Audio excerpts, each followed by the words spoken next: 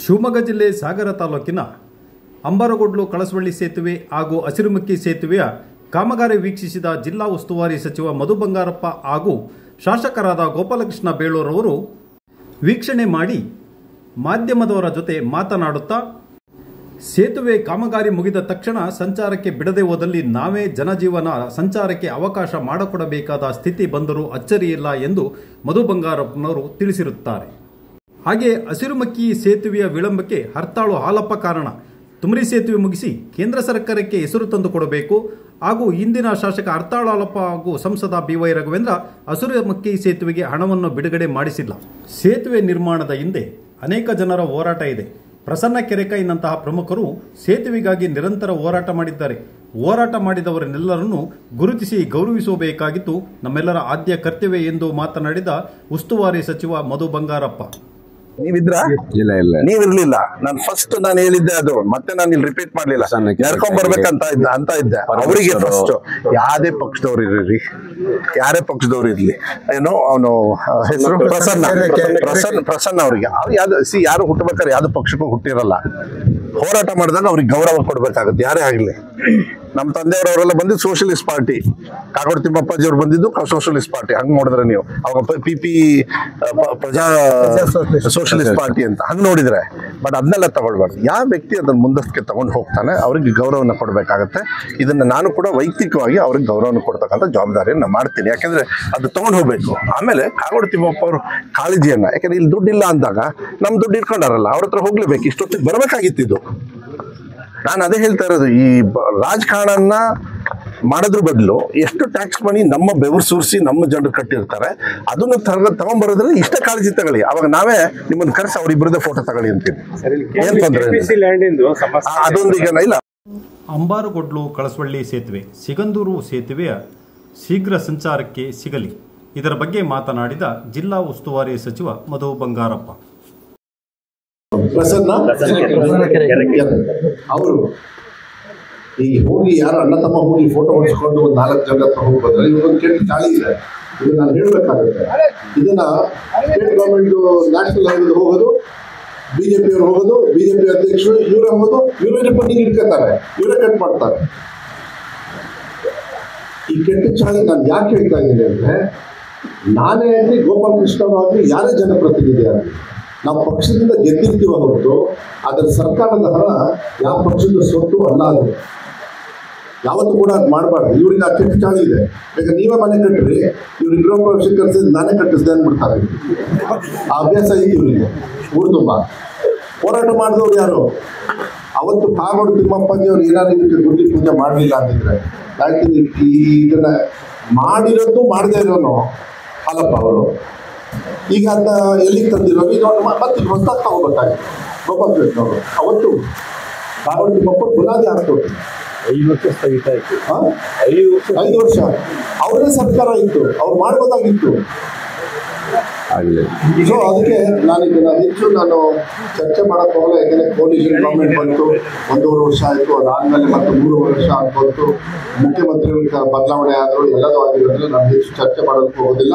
ಆದರೆ ಬಹಳ ಸಂತೋಷ ಆಗ್ತದೆ ಇಂಥ ಒಂದೇ ಕ್ಷೇತ್ರದಲ್ಲಿ ಇಷ್ಟು ದೊಡ್ಡ, ಯಾಕಂದ್ರೆ ಒಂದೇ ಕ್ಷೇತ್ರದೊಳಗೆ ಇಷ್ಟು ದೊಡ್ಡ ಒಂದು ಅಭಿವೃದ್ಧಿ ಕೆಲಸವನ್ನ ಸಾರ್ವಜನಿಕರಿಗೆ ಕೊಡ್ತಕ್ಕಂಥದ್ದು. ಆಮೇಲೆ ಹೇಳಿದ್ವಿ ನಾವು ಯಾರನ್ನಾರು ಕರ್ಕೊಂಡ್ಬರ್ತೀವಿ, ಅದನ್ನೇ ಹೇಳ್ತಾ ಇದ್ವಿ. ಈಗ ನಾವು ಮಾತಾಡ್ತಾ ಇದ್ವಿ, ಗಡ್ಕರಿ ಅವ್ರನ್ನ ಕರೆಸ್ತಾರೋ, ನರೇಂದ್ರ ಮೋದಿ ಅವ್ರನ್ನ ಕರೆಸ್ತಾರೋ, ಇಲ್ಲ ಅವ್ರು ನರೇಂದ್ರ ಮೋದಿ ಅವ್ರ ಫ್ರೆಂಡ್ ಭಾಳ ಒಬ್ಬರು ಇದ್ದಾರೆ ಟ್ರಂಪ್ ಅಂತ, ಅವ್ರನ್ನ ಬೇಕಾದ್ರೆ ಕರೆಸ್ಕೊಳ್ಳಿ, ನಮಗೇನಿಲ್ಲ.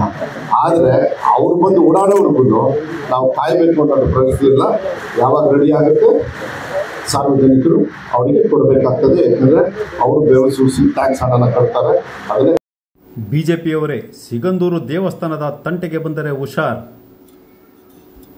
ದೇವಸ್ಥಾನದ ಆಡಳಿತದಲ್ಲೇ ಹಸ್ತಕ್ಷೇಪ ಮಾಡುವ ಪ್ರಯತ್ನ ಮಾಡಿದರೆ ಜೇನುಗುಡಿಗೆ ಕಲ್ಲು ಹೊಡೆದಂತೆ ಎಂದ ಸಚಿವ ಮಧು ಬಂಗಾರಪ್ಪ. ಯಾರು ಇಲ್ಲ, ಇದೇ ಹಾಲಪ್ಪನೇ ಒಂದು ಕೈ ಹಾಕಿದ್ರು. ಸಿಗಂದೂರು ದೇವಸ್ಥಾನಕ್ಕೆ ಯಾವನಾರು ಕೈ ಹಾಕಿದ್ರೆ ಜೈನ್ ಗುಡಿಗೆ ಕೈ ಹಾಕದಂಗೆ ಅಂತ ಹೇಳಿ ನಾನು ಸುಮಾರು ನನ್ನ ಪ್ರಕಾರ 3 ವರ್ಷದಿಂದ ಹೇಳಿದ್ದೆ. ಎಲ್ಲರೂ ಕೂಡ ಏನ್ ಇದನ್ನ ಯಾರಿಗೆ ಕೂಡ ಕೊಟ್ಟಿದ್ರು ನಿಮಗೆ? ಇದು ಯಾವುದು ಗಡ್ಡೆ ತಳಗೆ ಗೋಕರ್ಣ ಏನಾಗಿತ್ತು? ಸಾರ್ವಜನಿಕರದ್ದು ಯಾವತ್ತೂ ಕೂಡ ಸಾರ್ವಜನಿಕರಿಗೆ ಆಗ್ಬೇಕಾಗ್ತದೆ. ಮುಂಚಿನ ಸಂಪ್ರದಾಯ ಸಿಸ್ಟಮ್ ಏನಿರುತ್ತೆ ಅವ್ರಿಗೆ ಆಗ್ಬೇಕಾಗತ್ತೆ. ಅದನ್ನ ಇವತ್ತು ಕೂಡ ಅದು ಉಳಿಸ್ತಕ್ಕಂಥದ್ದು ನಾವಲ್ಲ, ಆಟೋಮೆಟಿಕ್ ಆಗಿ ಭಕ್ತರು ಮಾಡ್ತಾರೆ. ಲ್ಯಾಂಡ್ ಅವ್ರಿಗೆ ಲ್ಯಾಂಡ್ ಆಗಿಲ್ಲ, ಅದನ್ನ ಒಂದು ಹೋರಾಟ, ಅದನ್ನ ಹೋರಾಟ ಆಮೇಲೆ ಫಾರೆಸ್ಟ್ ಅಲ್ಲ, ನೀವು ಅದನ್ನ ಕೂಡ ಕೊಂಡಿದ್ರಲ್ಲ, ಅದು ಎಲ್ಲೆಲ್ಲಿ ಹೊಡೆಯುತ್ತೆ ಗೊತ್ತಾ? ಎಷ್ಟು ಧರ್ಮಾಧಿಕಾರಿಗಳು ಎಲ್ಲೆಲ್ಲಿ ಕಡೆಗಿದೆ. ಯಾವತ್ತೂ ಕೂಡ ನೀವು ಒಂದು ಭಕ್ತಿ ಅಂತ ಹೇಳಿದಾಗ ಬರೀ ಭಾಷಣಕ್ಕೆ ಉಪಯೋಗ ಮಾಡ್ಕೋಬಾರ್ದು. ಅದು BJP ಅವ್ರು ಮಾಡ್ತಾರೆ, ಭಾರತಾಂಬೆ ಅಂತೇಳಿ ಮಾತಾಡ್ತಾರೆ. ಹೈಯೆಸ್ಟ್ ಎಲ್ಲ ಈ ತರ ಇಲಿಗಲ್ ಕೆಲಸ ಆಗಿದ್ದೆ ಅವ್ರದ್ದು. ಗೋಮಾತಾ ಅಂತಾರೆ, ಬೇಕಾ ನಿಮಗೆ ಎಷ್ಟು kg ಎಷ್ಟು ಟನ್ಸ್ ಹೋಗ್ತವೆ?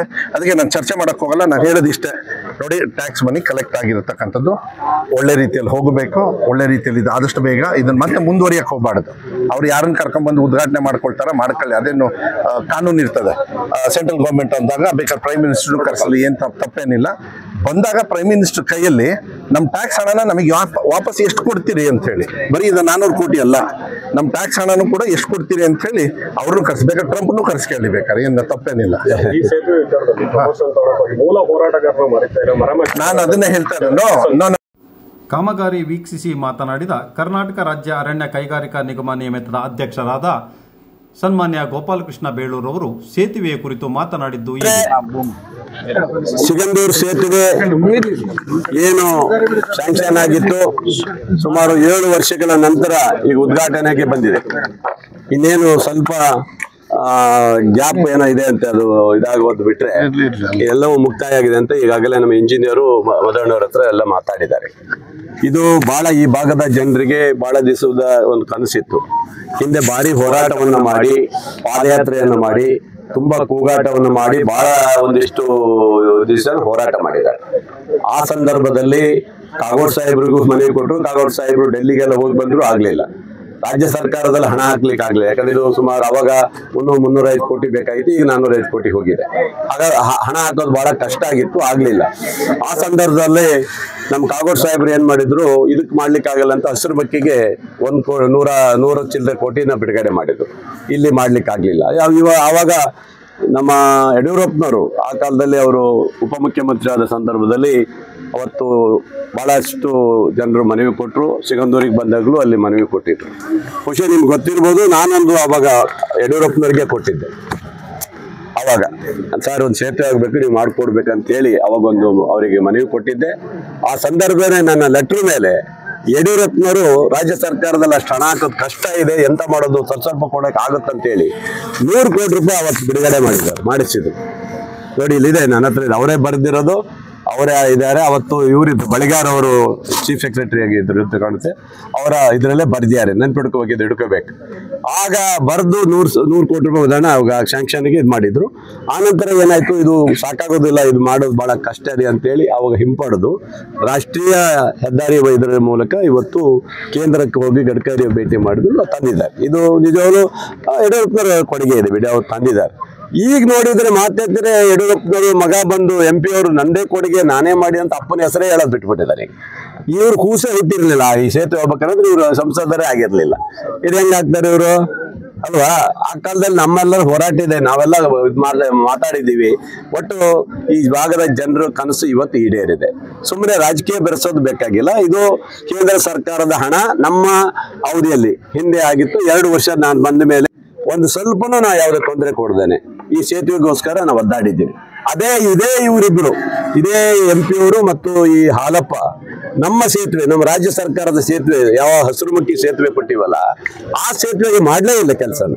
ಯಾಕಂದ್ರೆ ಈ ಸೇತುವೆ ಬೇಗ ಆಗಬೇಕು, ಆ ಸೇತುವೆ ಆಗಬಾರ್ದು, ನಮ್ಮ ಸೇತುವೆಗೆ ಹೆಸರು ಬರಬೇಕನ್ನೋ ಉದ್ದೇಶ ಇವರಿಬ್ಬರದು ಇರೋದ್ರಿಂದ ಇವತ್ತು ಈ ಸೇತುವೆಗೆ ಒತ್ತು ಕೊಟ್ಟರು ಬಿಟ್ರೆ ಆ ಸೇತುವೆಗೆ ಒತ್ತು ಕೊಟ್ಟಿಲ್ಲ.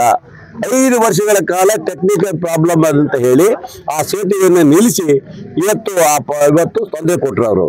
ಅಂದ್ರೆ ಅವ್ರಿಗೆ ಏನು ಉದ್ದೇಶ ಅಂದ್ರೆ ಇದೊಂದೇ ಆಗ್ಬೇಕು, ಕೇಂದ್ರದ ಹೆಸರು ಬರಬೇಕು, ನಮ್ಗೆ ಹೆಸರು ಬರ್ಬೇಕನ್ನೋ ಉದ್ದೇಶ ಅವ್ರದ್ದಿತ್ತು. ಯಾಕೆ ಆ ಭಾಗದ ಜನ ಏನ್ ಮಾಡಿದ್ರು, ಅವರು ನಿರಾಶ್ರಿತರೆ, ಅವರು ಮುಳುಗಡೆಯಾರೆ, 2-3 ಪಂಚಾಯತ್ಗೆ ಬರ್ತಾನೆ. ಪಾಪ ಅವ್ರೇನ್ ಪಾಪ ಮಾಡಿದ್ರು, ಅವರು ಅಷ್ಟೆಲ್ಲ ಮಾಡಿದ್ರು ಸಹ ಇವರೆಲ್ಲ ಅನ್ಯಾಯ ಮಾಡಿದ್ರು.